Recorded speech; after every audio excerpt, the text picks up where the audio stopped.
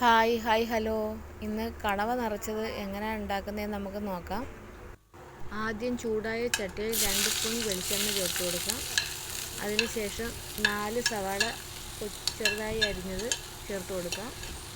ഇനി 6 വെളുത്തുള്ളി, 8 പച്ചമുളക് കീറിയത്,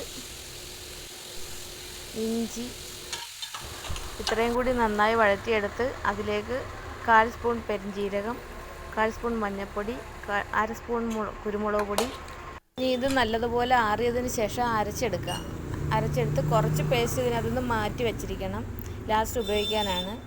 പിന്നെ കഴുകി വെച്ച കണവയ്ക്കുള്ളിലേക്ക് ഇത് നല്ലോണം ഫില്ല് ചെയ്യണം.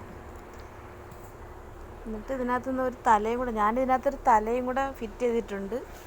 അതിൻ്റെ ഒരു രൂപം ഏകദേശം ഒരു രൂപം ആക്കിയിട്ടുണ്ട്. ഇനി ഇത് എണ്ണയിലേക്ക് വെച്ച് വറുത്തെടുക്കാം. ആദ്യം കുറച്ച് എണ്ണ എടുത്താൽ മതി. കാര്യം എന്ന് വെച്ചാൽ ഇത് മൊത്തം വെള്ളമായിരിക്കും. ഈ വെള്ളം വറ്റിയതിന് ശേഷം മാത്രം നമുക്ക് എണ്ണ ചേർത്ത് കൊടുത്താൽ മതി.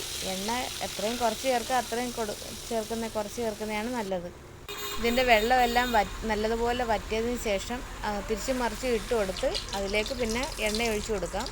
എണ്ണ ഒഴിച്ച് മൂത്തതിന് ശേഷം വീണ്ടും ചട്ടിയിൽ 1 സ്പൂൺ വെളിച്ചെണ്ണ മതി. എണ്ണയുണ്ടല്ലോ, വെളിച്ചെണ്ണ ഒഴിച്ച് 2 തക്കാളി വഴറ്റി 1 സ്പൂൺ കുരുമുളക് പൊടി, 2 സ്പൂൺ മീറ്റ് മസാല ഇത്രയും ചേർത്ത് കുറച്ച് വെള്ളവും കുറച്ച് ആവശ്യത്തിന് ഉപ്പും ചേർത്ത് നല്ലതുപോലെ വറ്റിച്ചെടുക്കണം. എന്നിട്ട് അതിലേക്ക് നമ്മൾ വറുത്ത് വെച്ച കണവ ചേർത്ത് കൊടുത്ത് വഴറ്റിയെടുക്കുക. കണവ റോസ്റ്റ് ഇവിടെ റെഡി ആയിട്ടുണ്ട്. ഇനി ഇത് അടച്ച് വയ്ക്കുക. മസാലയൊക്കെ അതിനകത്ത് പിടിക്കട്ടെ. ആറിയതിന് ശേഷം വേണം നമുക്ക് ഉപയോഗിക്കാൻ. ഇത് കണ്ടിട്ട് എല്ലാവരും അഭിപ്രായം പറയണം.